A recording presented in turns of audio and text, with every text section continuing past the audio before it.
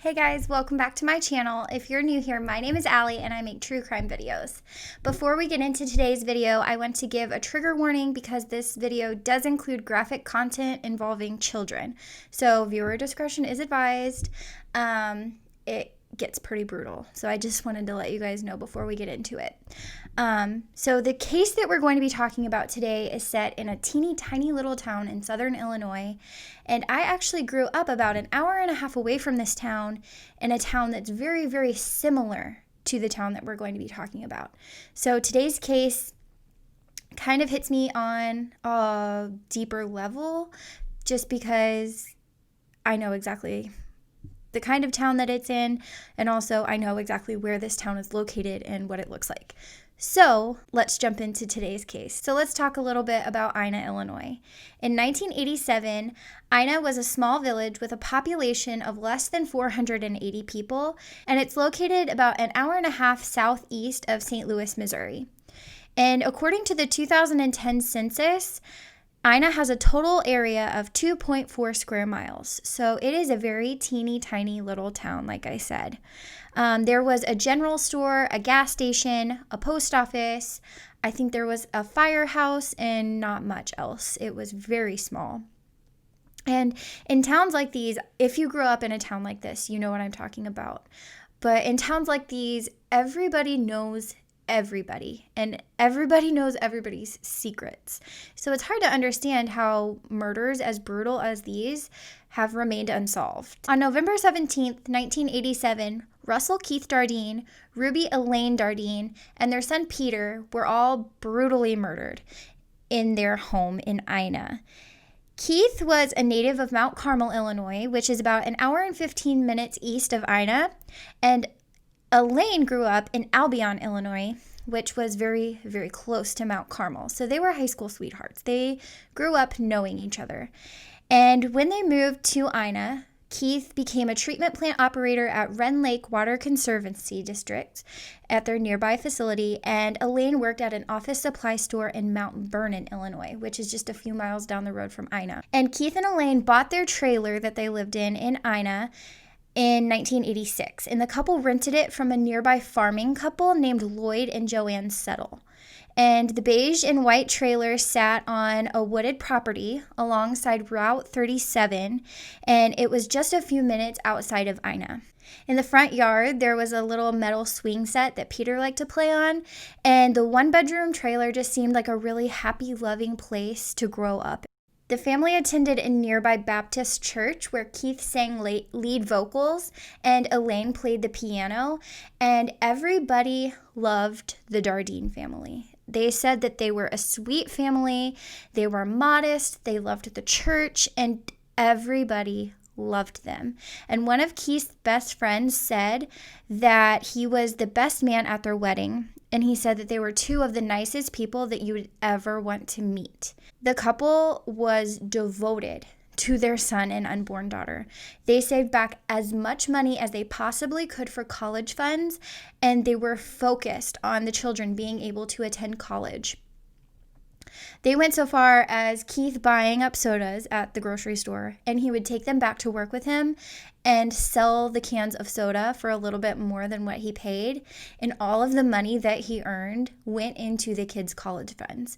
They were very, very focused on these kids being able to go to college and live a better life than what they lived. So in 1987, the couple became pregnant with their second child, and they had decided that if it were a girl, they were going to name her Casey. And because of the new baby and the trailer being so small, it was only a one-bedroom, the couple started considering moving.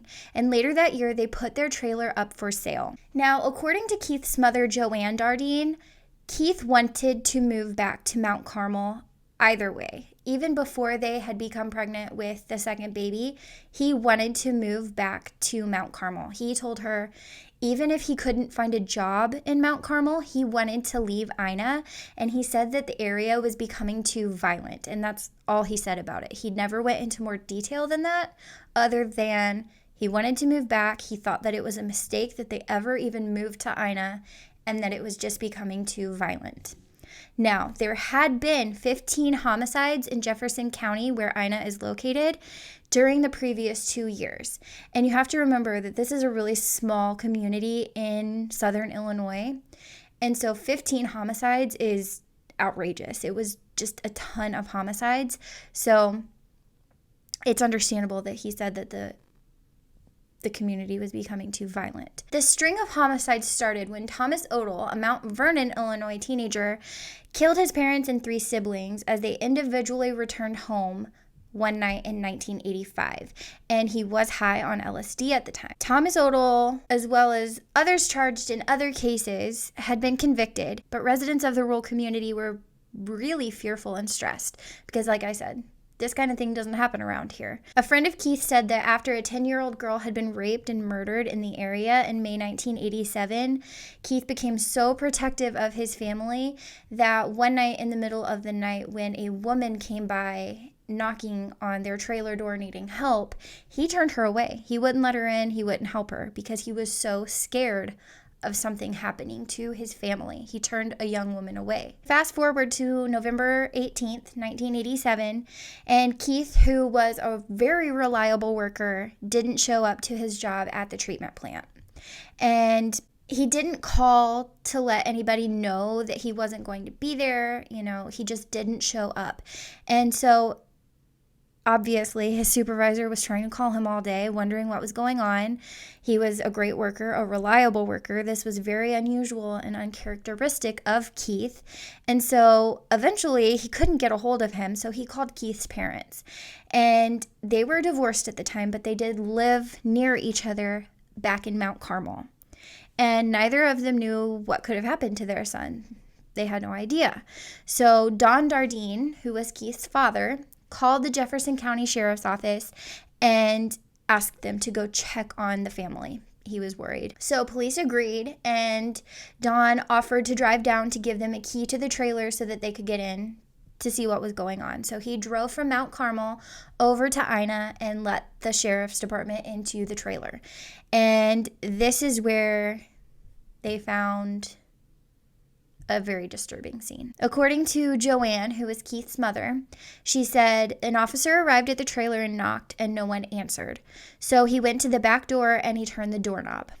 And he took the flashlight and shined it into the trailer and didn't see anything. So he went a little further in, and that's when he found the bodies of Elaine, Peter, and a newborn baby girl tucked into the bed. Elaine had been bound and gagged with duct tape, and both she and Peter had been beaten to death, apparently with a baseball bat that Peter had gotten as a birthday gift earlier in the year. And Elaine had been beaten so badly that she had gone into labor and delivered a baby girl, Casey. And soon after the baby was delivered, she met the same fate as her mother and brother and was beaten to death with the baseball bat. So while they were searching the trailer, authorities couldn't find Keith anywhere. They couldn't find him. They couldn't find his car, which was a red 1981 Plymouth. So automatically they assumed that he had killed his family. They were dead and Keith was gone. So that's the natural kind of series of events, and they thought that Keith killed his family. So a team of armed police officers went to his mother's house in Carmel, Illinois, looking for him, thinking that maybe he ran back home, and he wasn't there. And she had no idea where he was.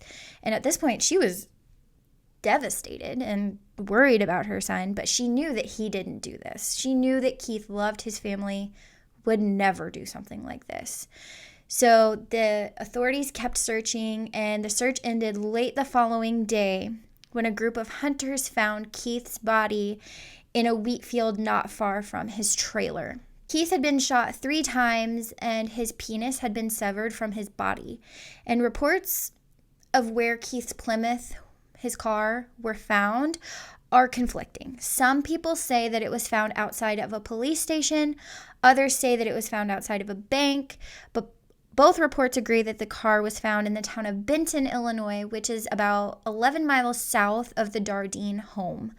And All reports say that the interior was splattered with blood, indicating that Keith had been wounded inside the car. When told of the family's fate, Joanne said, "I just went to the floor. I was just overwhelmed." Local police agencies worked full-time following leads. They brought in the Illinois State Police to help investigate, and they interviewed over 100 people, and none of what they found led to anything. They were not able to find anything about anybody that could have done this to the Dardeen family. They had taken a man into custody early on, but he was released.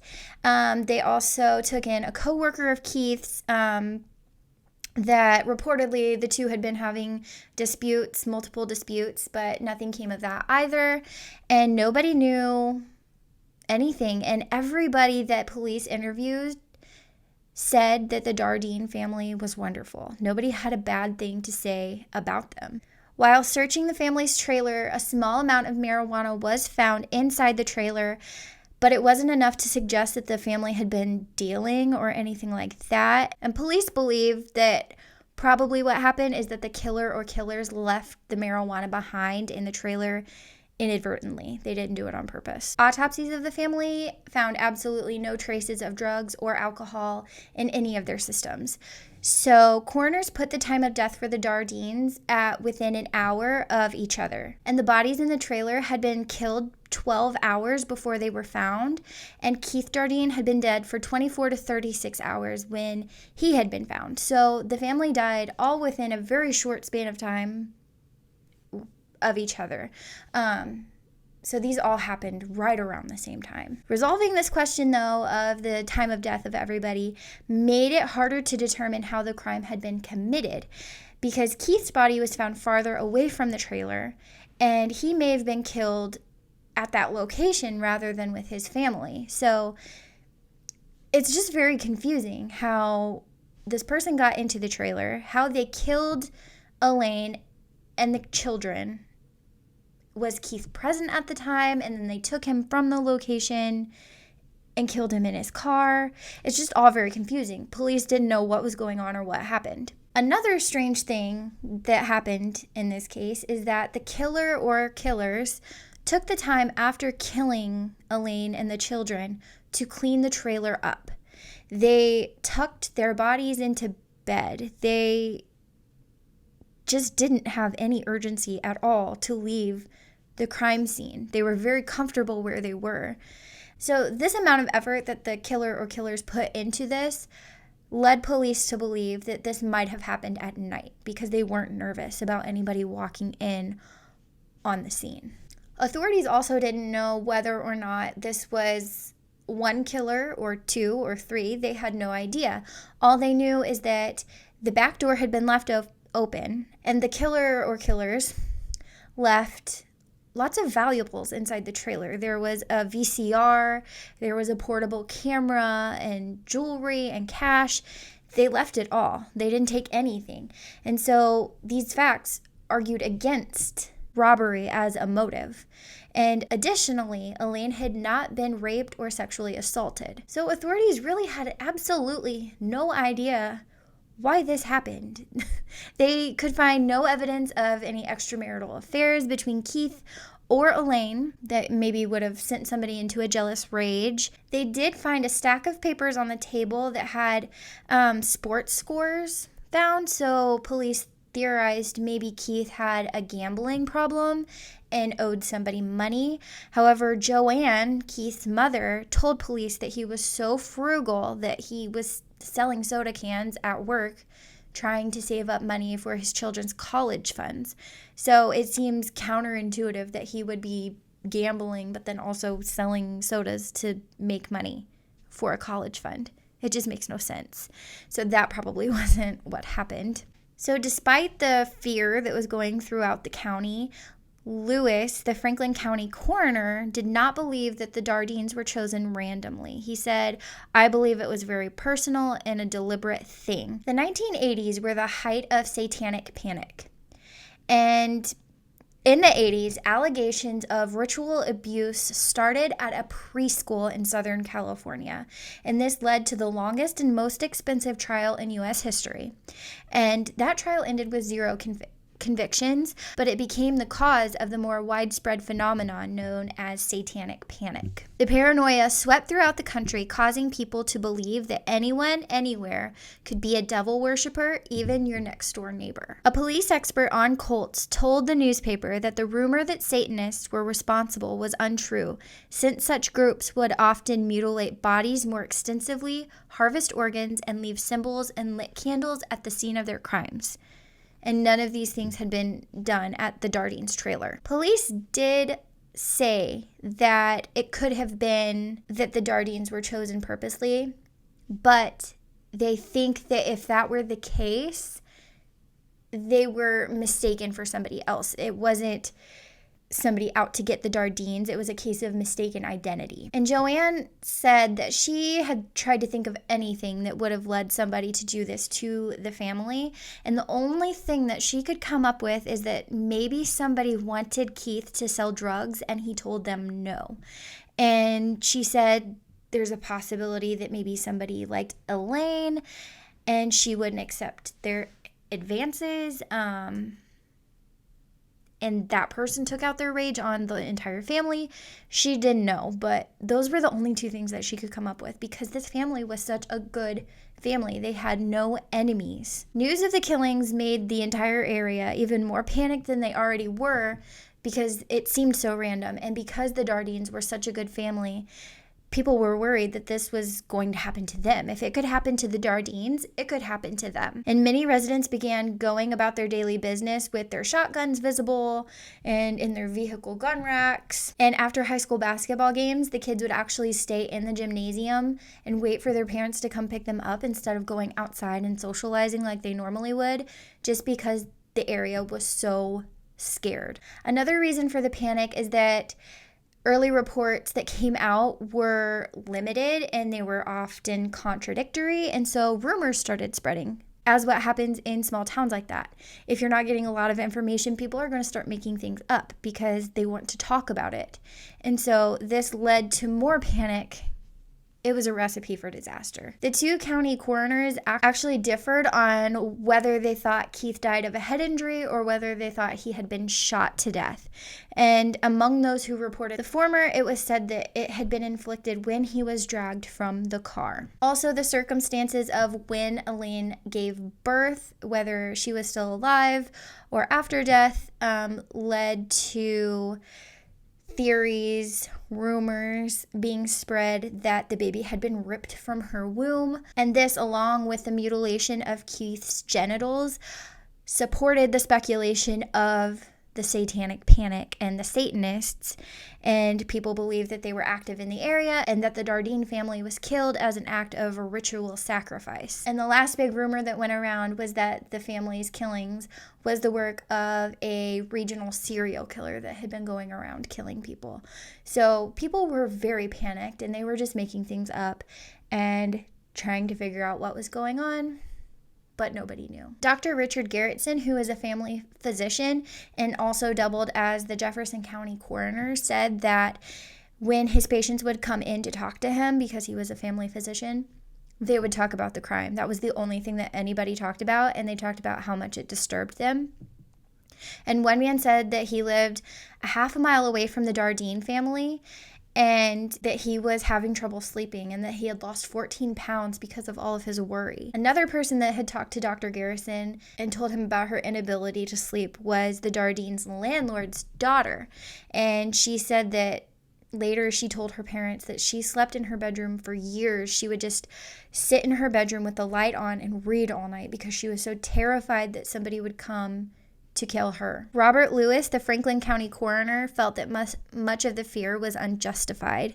"I don't think that there is a rational basis for the near hysteria," he told a newspaper, and that people are frightening each other. And people were so afraid, he said, that if someone ran out of gas in the country, he would not seek assistance in any nearby homes, but would instead walk to the nearest highway and hitch a ride. So we hear that now and we're like, why would you even hitch a ride? But you have to remember, this was back in 1987, so that's what people did. Eventually, the police exhausted all leads and they kind of gave up and they just started working on other cases. 2 FBI profilers did come to the area to review the evidence, and they were able to make some suggestions, but they generally found that the crime defied their typical analytic methods. Joanne Dardeen worked diligently to make sure that the public didn't forget about this case.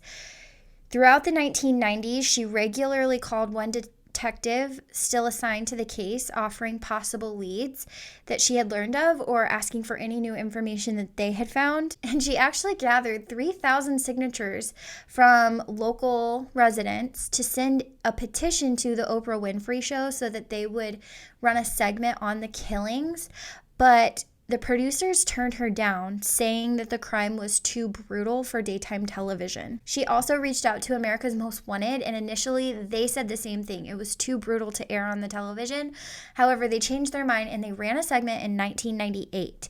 But the show did not generate any new leads. Police were briefly interested in serial killer Angel Maturino Resendez, also known as his alias, Rafael Resendez Ramirez, after he surrendered to authorities in Texas in 1999.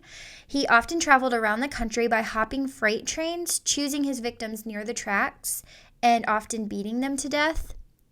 And while those elements suggested the Dardeen killings, authorities in Illinois were never able to connect him to the crime. Another serial killer in Texas, though, would soon bring himself into the attention of investigators in Illinois. On the last day of 1999, Tommy Lynn Sells cut the throats of 2 girls near Del Rio, Texas. One survived and helped police identify him.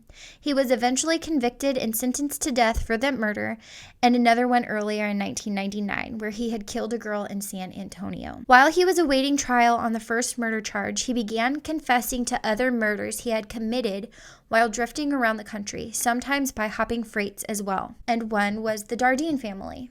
Now, Sells told authorities that he didn't remember the details of all of the murders that he committed, and he describes this as a coping mechanism because of all of the abuse that he suffered as a child, but that he did remember the Dardeen family. In the mid-1980s, Sells was living primarily near St. Louis, about roughly 90 miles northwest of Jefferson County, and making money from working at traveling carnivals and fairs as a day laborer or through theft. And he often hitched rides on truckers or hopped freights without any particular destination in mind, saying anywhere a ride was going, I was heading that way. And he said it might be Illinois today and Oklahoma tomorrow. It was through these modes of transportation that he became familiar with the Ina area. Sells claims that in November 1987, he met Keith Dardeen at a truck stop near Mount Vernon, which is very close to Ina.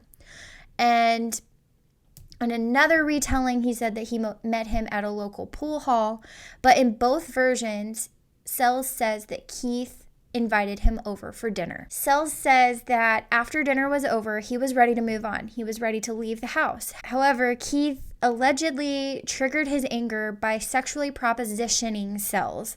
And in one account, Sells says that he even propositioned a threesome with his wife, Elaine. So Sells says at this point, he forced Keith at gunpoint to drive to where his body was found, and he killed and mutilated him. And then he returned to the trailer to kill Elaine and the children because they were witnesses. And he said, I took it to the maximum limit. Rage didn't have a stop button. And he also said that his anger explained why he would have killed Elaine's newborn baby, because he just couldn't stop because of the rage. In a third version of this story, Sells says that there was never any sexual proposition, that he hopped off the freight train and saw the for sale sign in the yard of the Dardeen family's home. And so he went and knocked on the door as an opportunity to kill the family. He said that he knocked on the door where a wary Keith opened the door, and he said that he overpowered Keith at that point and made him bind and gag his wife and son with duct tape, and he forced him to drive his car to the nearby field at gunpoint. And he said at this point, that's when he sliced off Keith's penis and told him that he was going to take it back to Elaine, and then he shot him and left him there. And he said when he got back to the trailer, he raped Elaine and then beat Peter and Elaine and the baby to death. And after cleaning up, he drove Keith's car to Benton. However, if you remember earlier, we said that there was no evidence at all that Elaine had ever been raped. So to some investigators, when Sells was sentenced to death and executed in 2014, that was justice for the Dardeens because he had admitted that he did it and he was executed. So that was justice. However, a lot of people in the community, and especially the Dardeens family, do not believe that that was justice because they don't think that Sells actually committed these murders. Also, he was never charged with the Dardeens murders. He was the number one suspect, but he was never charged. Some authorities say that it had to have been Sells that committed these murders because he knew details of the crime that had never been released and were kept confidential. But they also agree that Sells added details to his story, took details away, and he was known to do this. He was known to confess to crimes that he didn't commit. So it left considerable doubt to authorities about many of the killings that he confessed. So while looking into this, it seems like while Sells' account is consistent with the general facts of the case, most of what he told them had been released publicly previously. It seems like when he was asked about information that was withheld from the public, he seemed less reliable. For example, his description of the seat that Keith was in when he was shot was not consistent with the blood spatter. And when he was asked about the position of Elaine's body, initially he was wrong in what he said, and then he kept guessing, and then he eventually got it right. So in a 2010 interview, Sells said, "I know people got their doubts. They say there's no more physical evidence tying me to the Dardeens, but there wasn't for any of them because they wasn't looking for me. I moved. I was always a transient." Police in Texas confirmed that Sells was responsible for 22 murders. However, they believe that he was imitating another Texas serial killer named Henry Lee Lucas, and he was trying to avoid the death penalty by admitting to murdering more people than he actually did and confessing to crimes that he hadn't committed to try to get a lesser sentence. Authorities in Illinois actually wanted to bring Sells back to Illinois so that he could be questioned, and also so that they could see how well he knew the area and the locations relevant to the crimes. And he even claimed that he could lead them to missing evidence. However, Texas law does not allow prisoners on death row to be taken out of state, and so authorities were unwilling to make this happen for the authorities in Illinois. Like I said, doubt on Sells' confession are not limited to local law enforcement. Friends and family definitely have issues with his claims. For one, they doubt that Keith would have ever invited someone from out of town that he had just met back to his family home, especially given the heightened fear in the area and how terrified Keith was. If you remember, he turned down a young woman who was knocking on his door for help in the middle of the night. So the family and friends just do not believe that Keith ever would have invited some strange man back to his home for dinner. They also said that Sells' claims of Keith's sexual proposition to him sounded not like Keith at all. They said he was a very quiet man. He wouldn't have done that. It sounded nothing like what Keith would have done. And detectives actually have come out and said that they don't believe this portion of Sells' confession either. Even if he did kill them, they think that Sells made it up to make the crime seem more justifiable in some way. And he often did this in the stories that he told to make the victims seem like they had provoked him in some way. Joanne Dardeen's position on Sells has changed throughout the years. Back in 2000, when the confession was first reported, she said that she was certain that he was the suspect, that he was the one that did this. And she believed that talking to him could clear up any lingering doubts. She said, "I have always wanted to know every detail. Some people may think that's gory, but when someone does something to my family, I want to know why." 7 years later, on the 20th anniversary of the family's death, she said that she was still about 99% sure that he had done this. And she said, "There's just a little bit of doubt there. Not that he didn't do it, I'm wondering if somebody helped him." In his 2010 interview, Sells was skeptical of what such a conversation might accomplish. He said that Joanne wants to talk to me. If she wants to come here and talk to me, scream at me, yell, kick, hit me, she should have that right. But he said that no apology he could make could ever possibly give her closure. Sorry ain't gonna cut it, so what is there to say? I could tell her sorry every day for the rest of my life. It's not going to stop her pain. And one thing I do know about is pain, and it don't go away. The two never got a chance to talk. By the time that Sells was executed in 2014, Joanne had decided that he was not the man that killed her family. She said, I wanted him to stay alive until I knew positively he didn't do it. The things he said do not match up with what I know about Keith. A lot of people think it's done and over with, but to me, it's not. The Dardeen family murders sent shockwaves throughout Jefferson County. The details were almost too sickening to describe. However, the family is afraid that this is going to be forgotten. They say, I doubt seriously that the majority of people in Mount Vernon even know who we are. And I can say, as somebody that lived and grew up only about an hour and a half away from there, I had never heard of this crime. And I've always been into true crime. So it's really sad that, I don't want to say it's been forgotten, but it definitely hasn't been told widespread.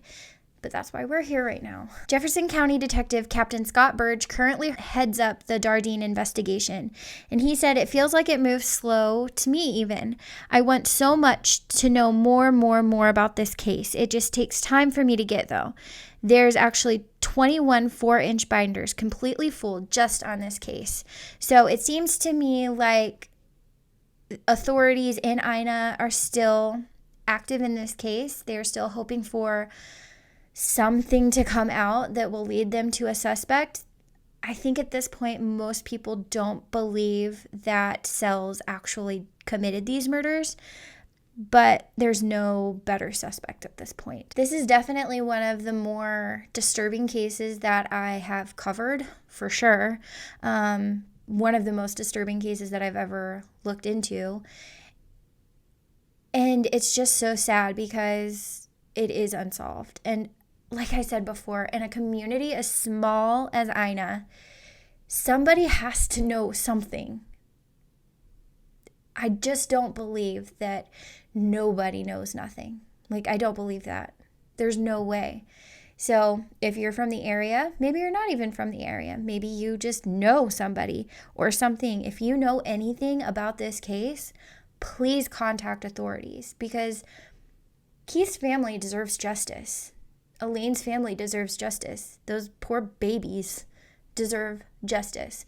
So if you know anything, please contact authorities. I will leave lots of links down below, lots of phone numbers, anything that you need, I will leave it below. And if you want to look more into this case, I will leave my sources down below, and hopefully we can find justice for the Dardeen family. So thank you so much for watching. I hope you enjoyed this case. If you haven't already, make sure that you subscribe, and I will see you guys next week. Bye.